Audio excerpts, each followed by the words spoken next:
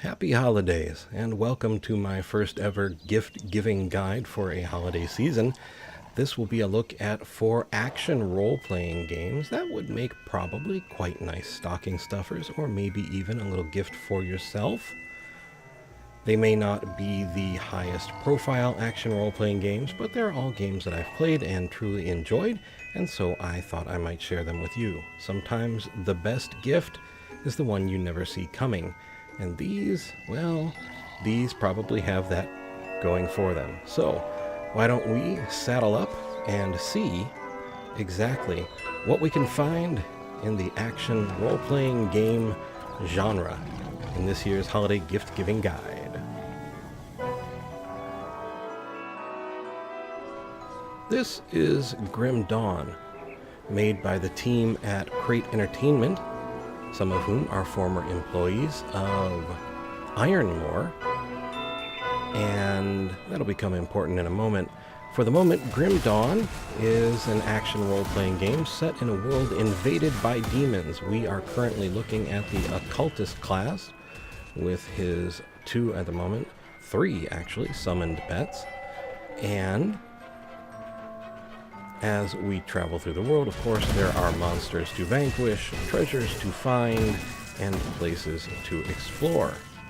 In Grim Dawn, characters start out with basically no class at all. You eventually will pick your class and skills within that class, both passive and active, and you can also pick secondary classes to basically dual class and have a great deal of customization for your character. In Grim Dawn, there are, as I said, many creatures to vanquish and many places in the world to discover. And once, of course, you discover a place, what fun is it if you don't find great piles of loot? And Grim Dawn will have you covered there as well, one way or another.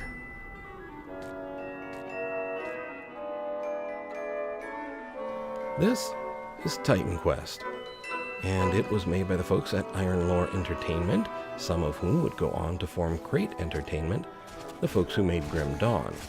Titan Quest is the oldest game on the list, having released in 2006, I believe. It is based on real-world, ancient world mythology, so the mythology of the Greeks, the Egyptians, the Chinese, and there is, as a matter of fact, a new expansion, the newest expansion of any game on the list, the Ragnarok expansion, which adds the Norse and the Rune Master class. So it's more colorful, it has the imagination of the ancients, and it can be a bit less forgiving, but it is considerably fun to play. Classes develop like they did in Grim Dawn, or actually vice versa, where you have a class and you can add a secondary class. You pick all of this after you reach, I think, level 2 is when you can first choose your first class. Either way, there is quite a bit of ability to expand your character to differentiate one from another. And, well, it should be remembered that that Rune Master class is only available in the expansion. And this is Titan Quest.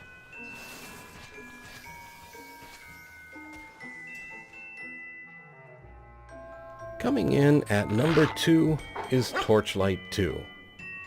Just an incredibly charming game, and of course the follow-up to Torchlight.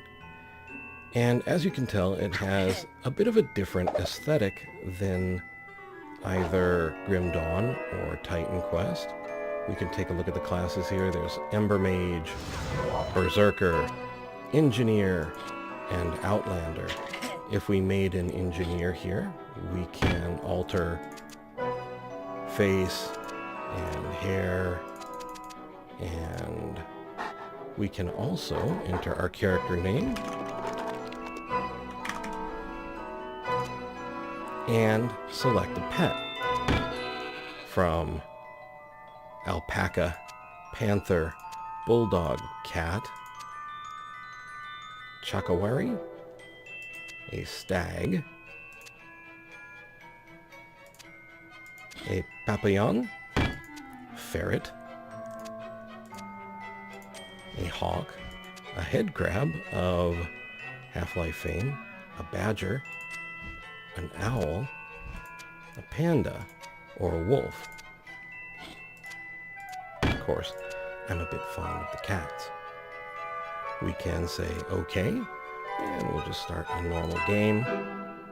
And now, I have to admit, I'm a bit over the demons and dark and nasty and all that aesthetic as far as I can.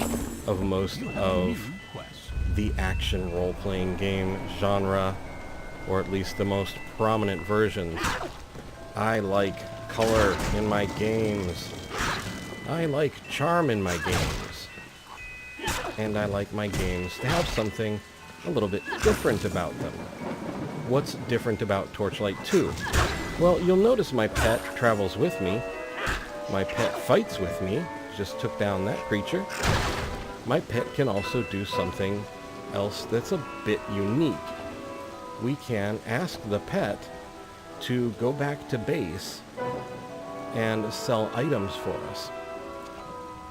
So, if you've ever played something like Star Wars The Old Republic, where you can send your companions off with your junk items, well, Torchlight did it first. And does it really, really pretty well. One of the other things that I really enjoy about Torchlight 2 is that creatures come about somewhat organically. As you'll notice there, they jump into the frame from that higher position. If you have undead, they will crawl out of the ground. They will crawl out of tombs. And in general, it just makes the world feel a bit more vibrant and a bit more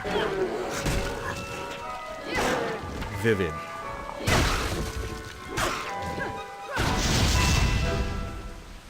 And Glad you made it. so that's Torchlight 2, and again, this is a fairly newer title, so it's going to be easier to work in with multiplayer. So the first 3 titles so far, they're pretty good about that. Now we're going to move on to something else. This is Sacred 2. And Sacred 2 is a game that, well, it can take some work to get it running. For me, it took a reboot after downloading from Steam, but it was okay after that. Your mileage may vary. It was released in 2008, and I think it carries its beauty with it really rather well. It has some of the most imaginative classes in this. It has certainly what is probably the most massive map in the list. Currently what's available is Sacred 2 Gold, so it includes its expansion. I don't really know how multiplayer works anymore, but if you have someone on your list, or you yourself love action role-playing games, if you haven't played Sacred 2, you really might want to give it a try. There are some very unique things in the game, including a full-on concert of a certain type. This is a holiday island themed for the holiday that is closest to the release of this video. And yeah, it is very deep. It is occasionally very strange. Unfortunately, the company that developed it is gone, and there is a sequel, but I don't think the sequel bears much resemblance to Sacred 2. At least not the Sacred 2 that I love. So, if you wait for like a Steam or GOG sale, all of these titles are available on both Steam and GOG. Sacred 2 you might be able to find on some of the older consoles. I don't know about the other games. But if you wait for the sales, they'll probably come in pretty stocking stuffer price.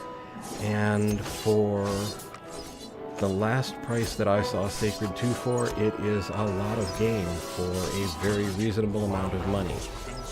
All of that being said, that's my top 4 list for action role-playing games in the 2017 holiday season.